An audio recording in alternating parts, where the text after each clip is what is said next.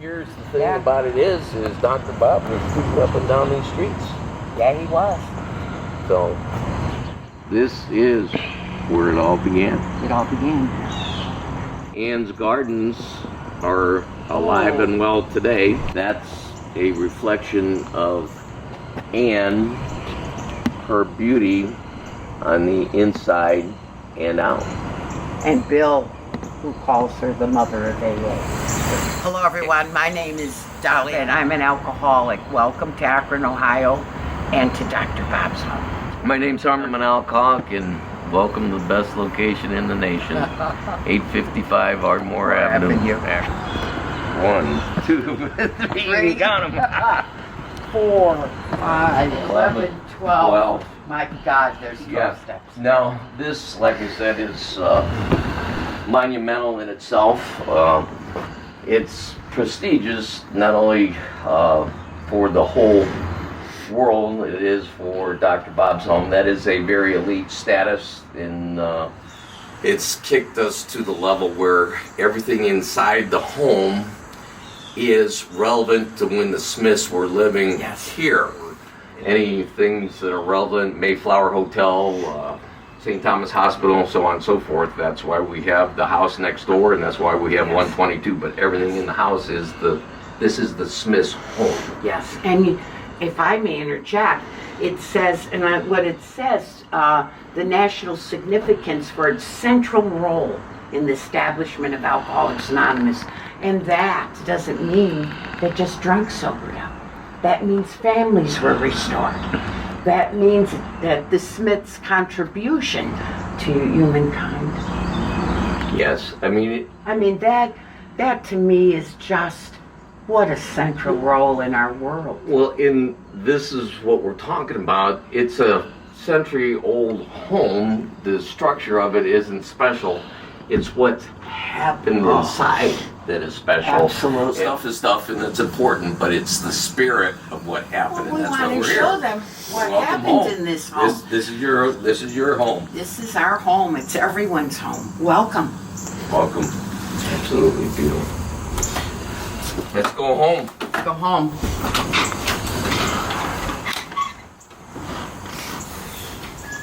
Come on, Chairman. We want to say, welcome Welcome home. home. And you know that old saying, there's no place like home. There's no place like home. So here we are in the living room, in what we were talking about before, that every room in the house or the home plays a significant part of Alcoholics Anonymous, and without every single room in here, we would not be here today. So, in particularly the living room, if we can maybe show some of the things that we have. Some original items here, which are, we're so blessed to have them. They've come back home. Boy, Annie loved music, didn't she? Over here. Yes, that was their source of entertainment, and also their source of information back in the day. That was it, and that is beloved Annie above the radio. And yes, we have One of what Dr. they would Bob's listen favorite, to. Oh yeah. the song.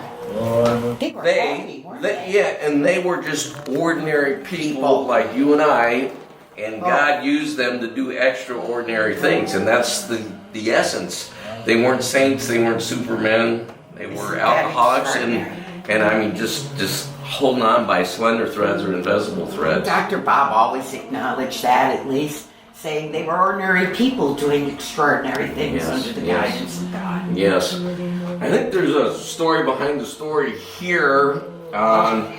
On the table here, we see some remnants of smoking in a machine to roll your own. And you guys, we're talking about back in 1935. Yeah. And what that is so significant about the history is Annie started smoking when she was 56. The kids, which by the way are on the wall as little kids, that was Sue and Smitty, thought it was beneath her to roll her own cigarettes.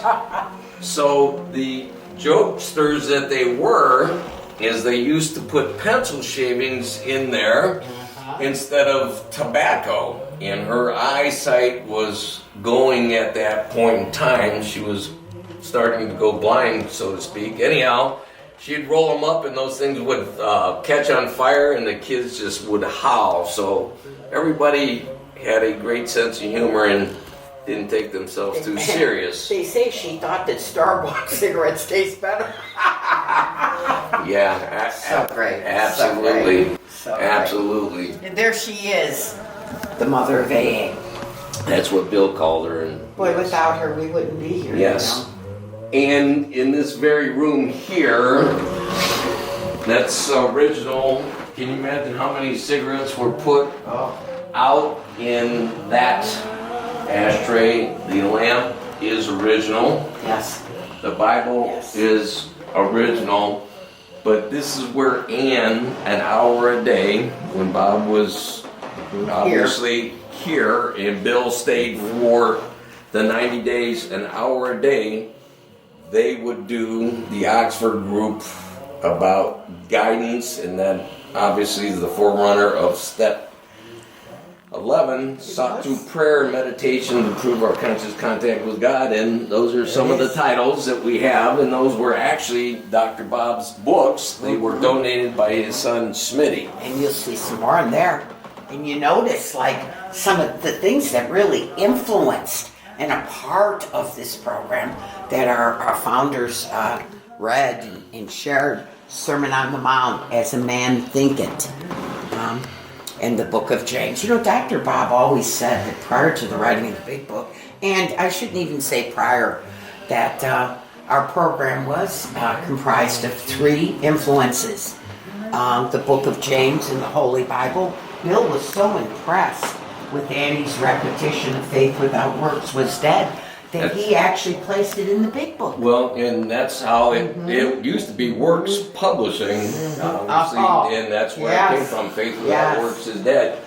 And Corinthians 13 was another one, and also Sermon on the Mount. And that's a beautiful thing. Actually, talking about the story behind the story, the reason that there are teapots up here, that was Annie's thing. She loved teapots. So we've got a pink one, we've got one on the mantle, and one over here.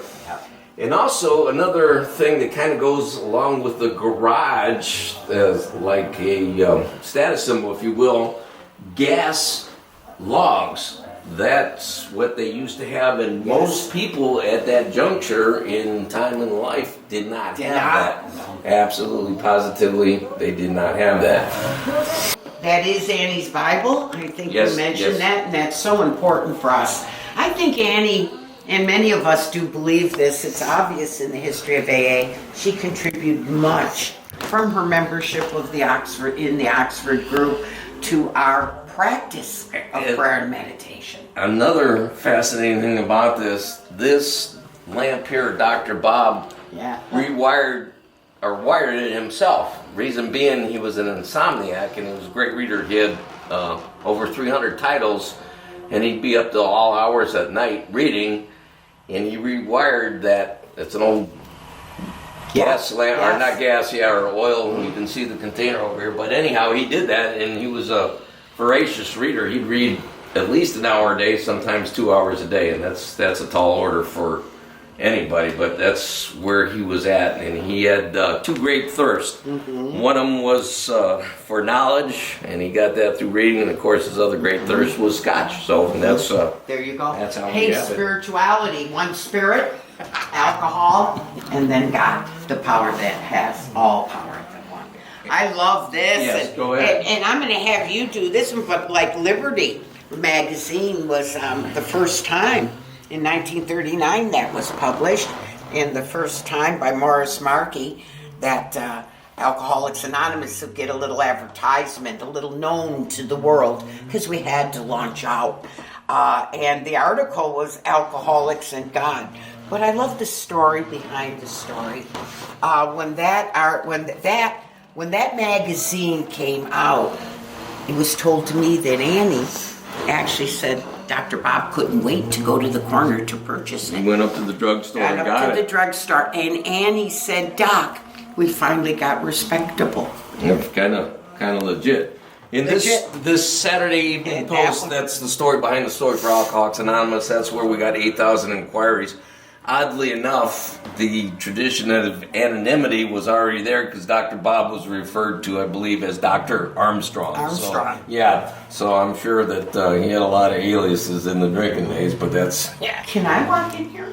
Oh, absolutely. This This is... in this room here, history happened. And look at the ceiling in the woodwork of the time. That is a priceless amenity, if you will. And even with these here, I mean, it just speaks in itself. The spirit is alive and well, especially in this room. Right here. Can I? Yes, please do. In December of 1939, Dr. Bob and the Akronites broke from the Oxford group. And their first meeting would be here. I won't say it, 859 Ardmore, right here. I believe there were 74 present. I think it was 75 people, and it was around Christmas time, and Because they there was had a Christmas tree. They had a Christmas tree in there. It was a Christmas tree. Can you imagine having 75 people in a small house? The fire code was broken that day. And yes. Harmon, Henrietta Seigerling came. She even came She over. was so loyal to us, and wives were here, and kids. That's from the sources. They say Dr. Bob. Could you imagine? I bet people were all over, in the kitchen, sitting down in the living room, just filled with hope, wondering where will they go now, what's going to happen, and they say Doc Bob stood right here. And he actually, here's what they're saying, if we can, I know we're supposed to do We're this going to thing. do it. Well, yes, he actually Yep. sat down here, He put his feet on like the rungs here, Yep. and opened up the meeting, and he, of course, used the Bible. A little bit of legend in Akron, Ohio, Northeast Ohio. They used to call the speaker of the meeting the leader of the meeting. It has been abridged to now you're going to lead a meeting, and that came from the Oxford groups. They had what was called testimony, or you would witness. That's how our story is disclosed in a general way, what we used to be like, what happened, and what we are like now. So Dr. Bob, in this very room, that's how it started, and that's why the Bible was open up to that. And you know, as you said, leadership, the hope, giving his flock leadership, so desperately needed at that time. We were going on to new territory now, and opened. It's just unreal. This is open to Sermon on the Mount. And that's a significant part of our history. On this very typewriter, we had 2/3 of the stories in the first edition of the Big Book came from Akron, Ohio. Absolutely. One of the members typed them on this very typewriter. This thing is priceless heirloom. Priceless. Not so much of being a typewriter, but what transposed of that. And this is Ernie's story on there, and that is was Sue, Dr. Bob and Annie's daughter, her first husband. And in this room itself, the whole story of the Smith family is in here, believe it or not. If we can see this, this is one of my favorite stories. This is a wedding invitation of Dr. Bob and Ann, and I'm going to go ahead and read this because it may be hard, and that's Annie. It said, Mr. Joseph Ripley will give in marriage her daughter, Ann Robinson, to Dr. Robert Holbrook Smith on the evening of Monday, the 25th of January, 1915, at 8:30. The address was on Maple Avenue, Oak Park, Illinois. The honor of your presence is requested. Now, who would get married on a Monday night? Oh, that's right, that was before Monday Night Football. I get it. At 8:15, and the story behind the story on this is, how did this is an actual, this is not a replica, it is an actual wedding. Yes. Who could have possibly saved that from back then, and we just got it in the house here within the last 5 years. Because you know how many wedding invitations we get it, and after you go to the reception, it goes to file 13. Right. There was no spiritual significance because Dr. Bob was just a regular old guy, no founder, no AA, none of that. Only in God's world could that thing have existed, and most importantly, only in God's world could it get back from there to home. Yes. In the year 2015 or however long we've had it. It's just, I just love that. It's just mind-boggling, and that's when they say this house is a house full of miracles. Not only the transformation of life's in here, but you wouldn't believe the miracles of the stories behind the stories. And the miracles of the group of people that would be brought together. When I think of it, and I think most of us, we had an editor. You know, our need is God's opportunity, boy, huh? Yes. Absolutely. So, this is one of my favorite rooms, boy, the miracles that happened in this room. This is the kitchen, and known as AA's church. And in this room, this very room, Dr. Bob used to sit in this chair, and as the story would go, he would lean back, and if you were going to get in the refrigerator, you had to move. The good doctor had to get up. But what happened at this, in Dr. Bob's own words, in one of his last talks, I think maybe it was even in Detroit at 48, he said there was very rarely a night that they did not stay up till 2 or 3 in the morning, and this is where they literally hashed out the 12 steps. They would be up every night till 2 or 3 in the morning, and from this kitchen table and from these chairs, Bill was able to put them in writing in the infamous How It Works back in New York. But they actually came from this table. The potatoes here, there's a story behind the story on that. It was, don't forget, the Great Depression. The doctor, sometimes that's all that they had to eat. And also, it's been documented, some nights they would only have bread and milk. Right. That's how things were that tight, that close, however you want to call it. This story in itself is Kistler's Donuts. It was a bakery or donut shop here in Akron. In Northeast Ohio, many of the meetings still have donuts after or before the meeting, and the history comes from right here in Akron, Ohio. So many of our customs, if you will, in Alcoholics Anonymous, there's always a story behind the story, and that's what it is. And if you can notice this green, that is relevant to the time period and the flower wallpaper. And you know about the potatoes, it's no coincidence that Alcoholics Anonymous would take root during a depression. The country was hopeless. The country, and it's just everything was in God, the right timing for something like this to flourish. When many, many people are hopeless, not just the alcoholic. We were always hopeless. And, I like a little thing behind those potatoes. They say that when the families would come here for a gathering, if they had a potluck, it was always a different dish of potatoes. No one had money. There was not any money. But yet they had love in their hearts. And they were able to spread that love to the world.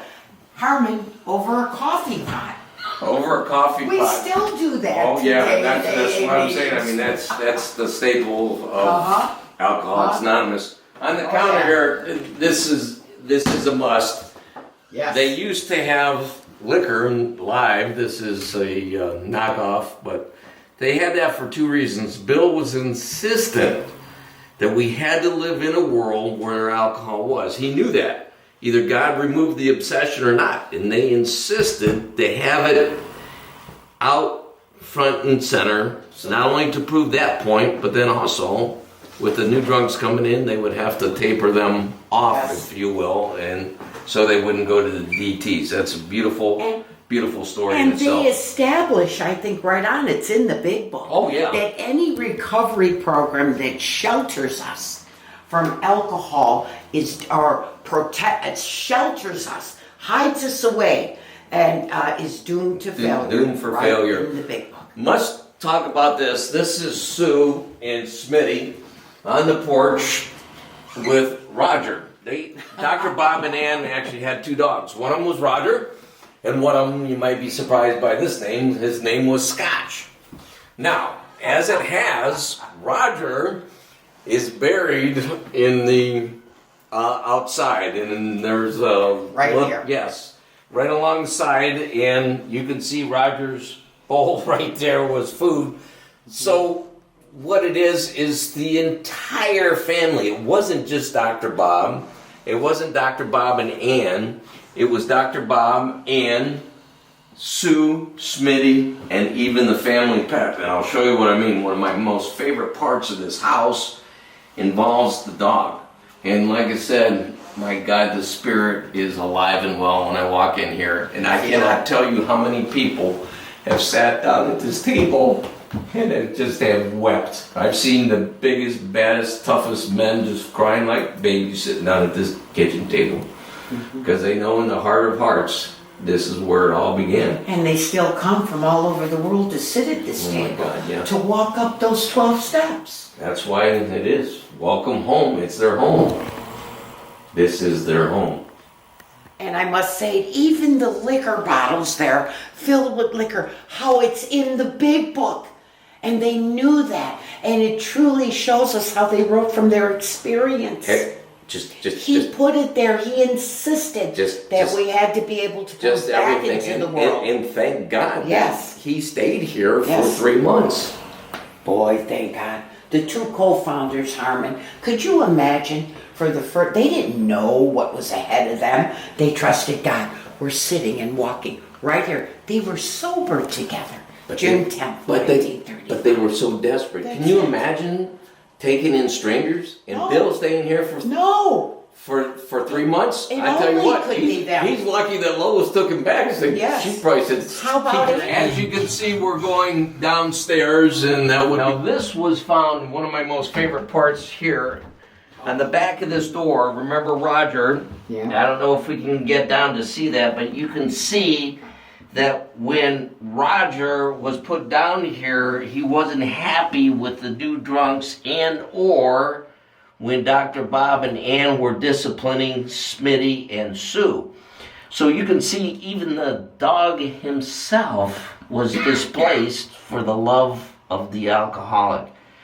I think this is one of the greatest pieces of history in this house because it's just so real and so alive. And my God, look how it's stayed from 1935 to 1950. I just can't begin to tell you what that means. I mean, that is the story of Alcoholics Anonymous, what happened in this home. Roger's a little discontented, huh? Restless, irritable, and discontent. Yeah, he was not a happy camper. No, he wanted out. He wanted freedom. Yeah. Just like the drugs did. They Yeah. found it here. Okay. Okay, here's our basement and the garage. Oh, Harmon, this is one of my favorite places. Oh yeah. I feel him here. Out of all the places in this home, I feel him so much here, his spirit. Let's turn some lights on. Harmon, I seem to feel him right here the most if I stand here. It's like something just goes through me. If we just quiet ourselves maybe a minute.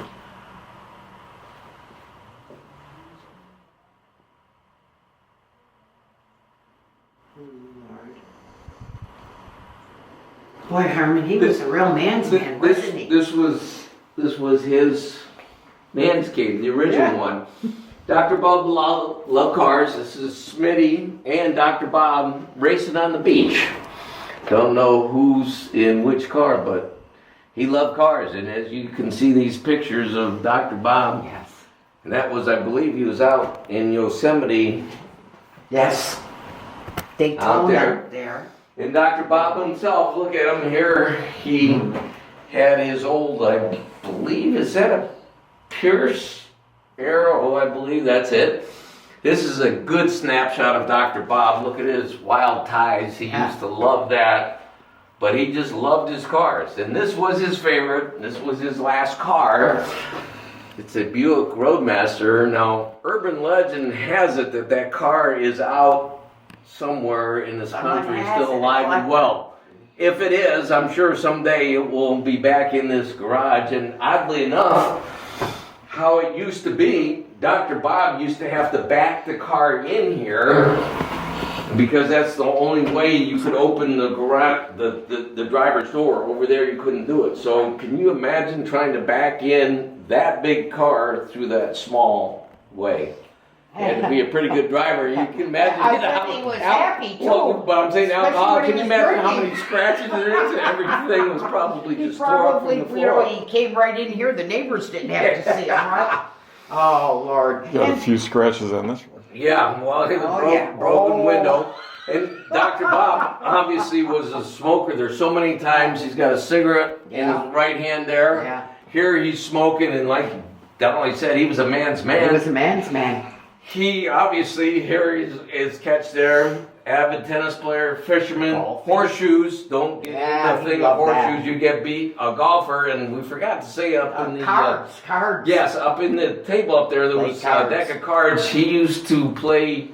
Well, him and Annie used to play bridge together, but he belonged to a club, city club down in Akron, and he'd go down almost every day and play cards. He And was the a heck of a- left-handed golf club. Yeah. Tell the story. Yeah, The yeah. left-handed No, go ahead, golf club. left-handed. No, you tell the story. Go ahead. Well, That was a gift. Yeah, that is a gift, and here's what it is about that. The left-handers, there's not too many left-handers in there, and Dr. Bob was always kind of backwards or ahead of his time both ways. It all depends how you look at He it. learned how to do it. Oh, he did that. And you can see, too, this was one of Dr. Bob's favorite places to hide bottles. When they were doing restoration, they found all kinds of them down here in the basement. But these initials, if I may go back, now everyone has told me that that is Smitty. Oh, yeah. Everyone. And whatever.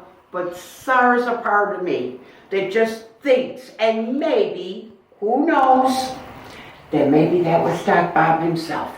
I'm going to keep that thought. Now, this is the basement. This is an important room over here. That is a time period washer. Now, I'm going to go ahead and bring up a little thing. The story behind the washer. Well, and they used to have a wringer dryer. I'll be darned, in the big book of Alcoholics Anonymous, he uses the word wringer twice. Where do you think it came from? It wasn't Obviously.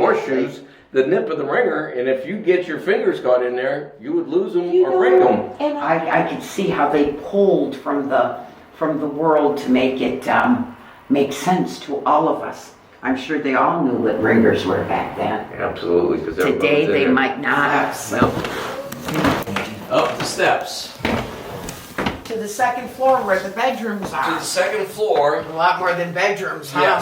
Yes. Imagine the giants of AA. There it What's is. in this?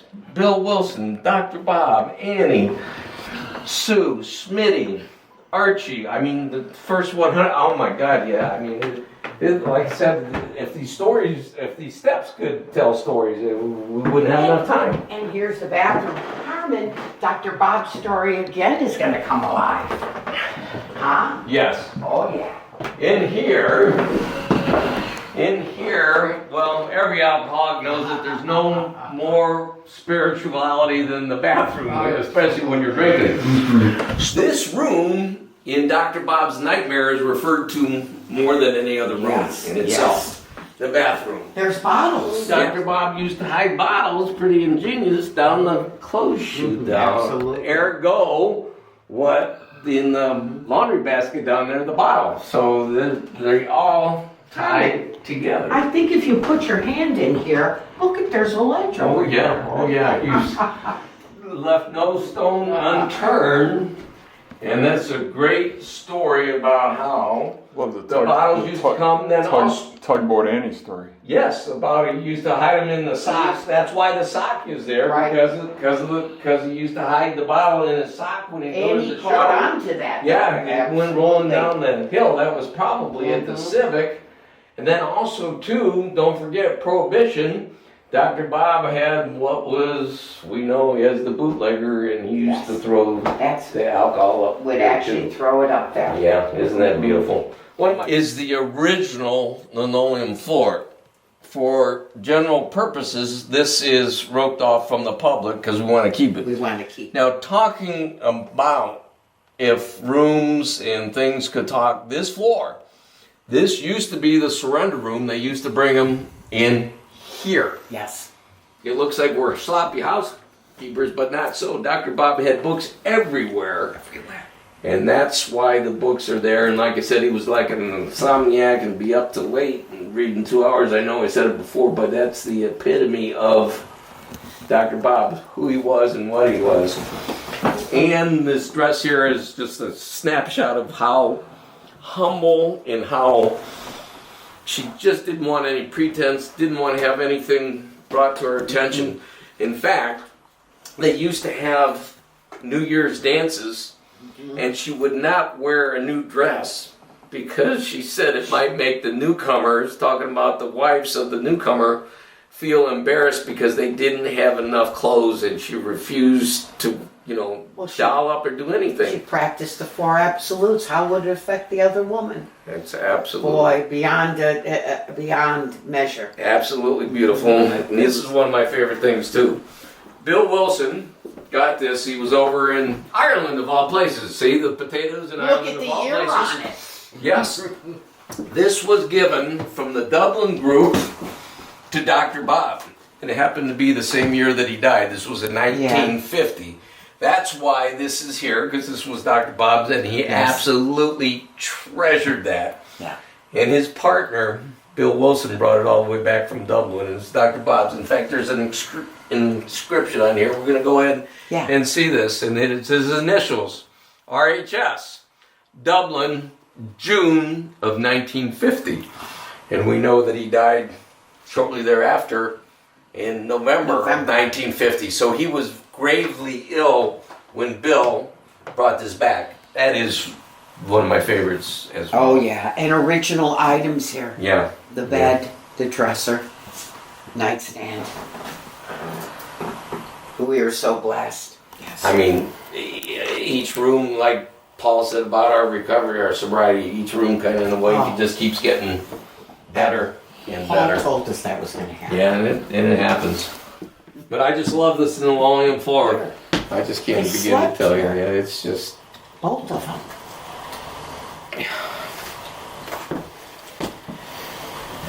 Yeah. Do us, if you'd like, with this. No, go ahead. No, go ahead. I want you to. I want you to. Go ahead, please. Please. I'll do it. Go. Okay. Since Do it. who else should do this? Go ahead, dear. Oh, I'll make you look good. Don't worry. Don't put that. Look up there. Okay. In 1947, Bob and Ann were up here. They hear a knock on the front door. And they go down. And there on the front steps is this guy. I forget what his name is. His name was, it's not here, he's anonymous. But he had what was a wire recorder. And this was the technology of the day. It recorded audio. This is the iPod of 1947. It recorded on this little wire.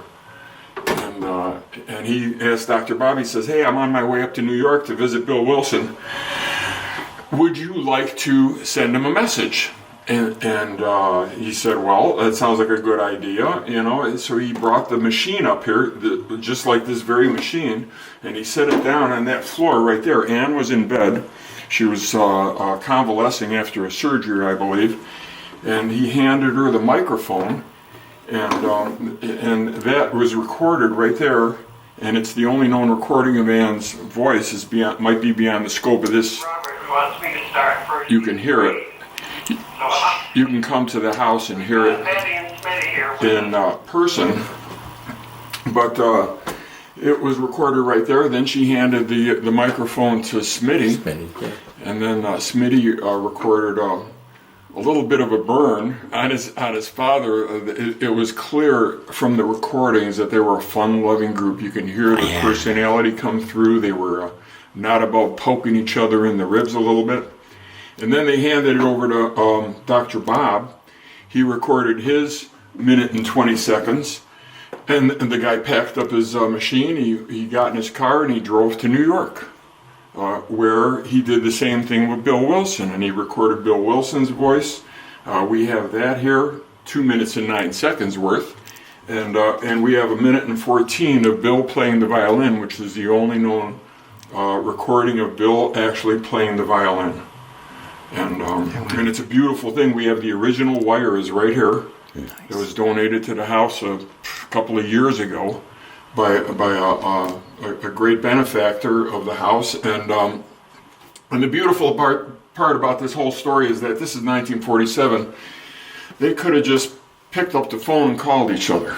But on account of one alcoholic going out of his way, showing off his new toy, wow, we are able to have this permanent recording of Ann's voice and Bill on the violin, and this glimpse, this off the record glimpse. This is not standing in front of a podium. This is by the bedside kind of glimpse, and it's before the and I think he's even this is before the traditions, and there was even a mention of that's coming down the road, and the thought process behind it a little bit. So it's a beautiful thing when fate comes together with a little service. Yes.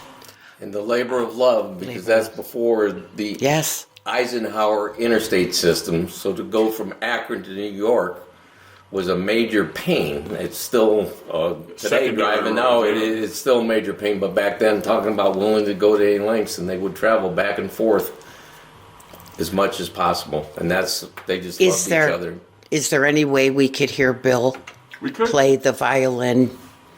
We could hear him and his deep love for the Smith family, because he certainly expresses it. Take a picture over here. Move in on that a little bit. We're not going to have a violent solo. I don't know what y'all saw.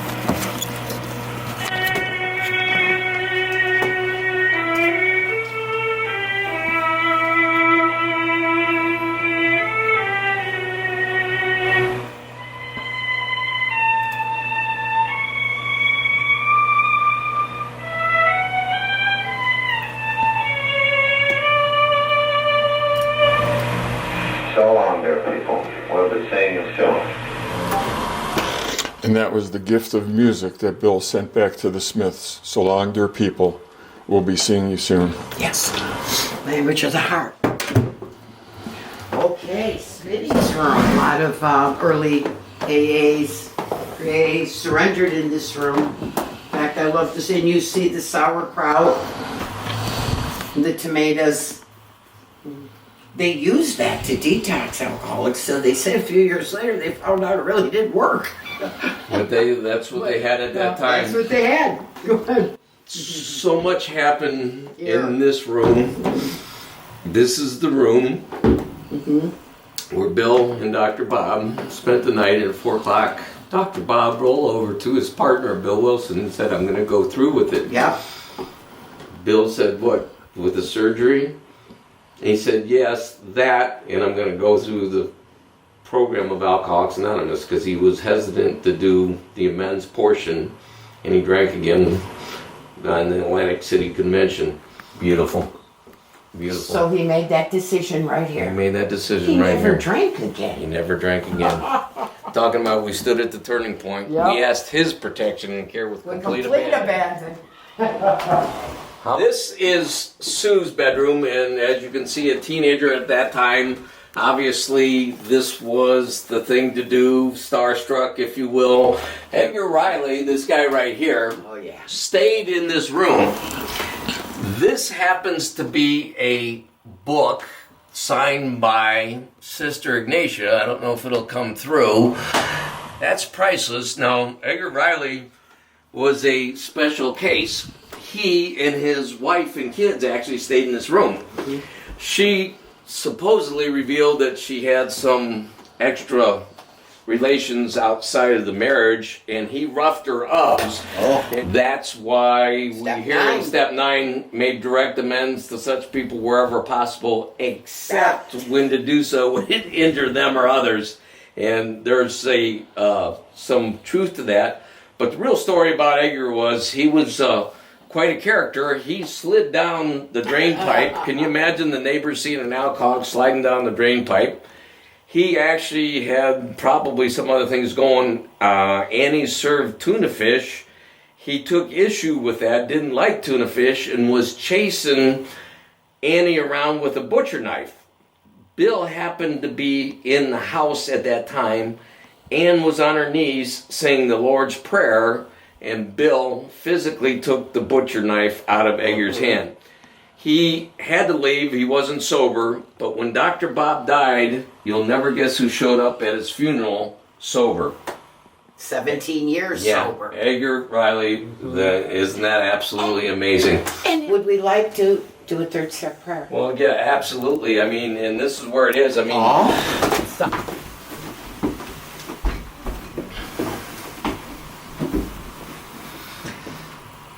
we're now at step 3. God, I offer myself to thee, to build with me and to do with me as thou wilt. Release me of the bondage of self, that I may better do thy will. Take away my difficulties, that victory over them may bear witness to those I would help of thy power, thy love, and thy way of life. May I do thy will always. Help me out, I right? launched out from here. Well, and it is that, but that's me, so let me see. Where were the lights? Did we leave them off? Okay. They Okay. both came from Vermont, the two co-founders. This is referred to the Vermont room Oh, yeah. when the drunks would come in. They call them UD, unknown drunks. Smitty and Sue knew before they walked in the house they'd have the smell of formaldehyde, and they knew somebody wasn't going to be sleeping in the room. Smitty a lot of times would go in this room, and we'll close up with that one. Sue would end up with a couch, would end up on the couch. Both Dr. Bob and Smitty were in this crib. So people say, okay, it's a crib. There is no way in the world that this stuff could have gotten from Akron, Ohio, down to Texas, down to or over to Tennessee, back to Akron, Ohio, other than God and His providence. We didn't even know these things existed. But the things that have come home, when we say it's home, it's home. There is no way in anybody's wildest imagination that these things could have come back. There is no way. Gravely ill. Bill Wilson knew it, and he was coming here when that started. But this takes place in November of 1950 because he dies a week later at noon the following Thursday. So you could kind of say Bill Wilson last visited Dr. Bob in November of 1950. It was their final goodbye. It was-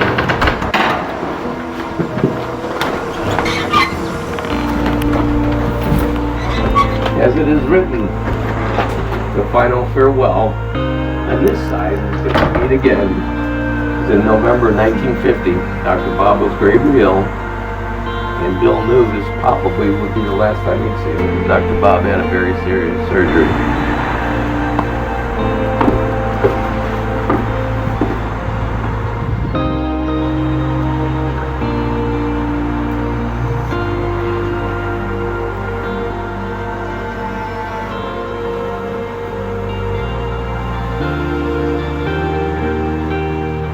I went down the steps and then turned to look back.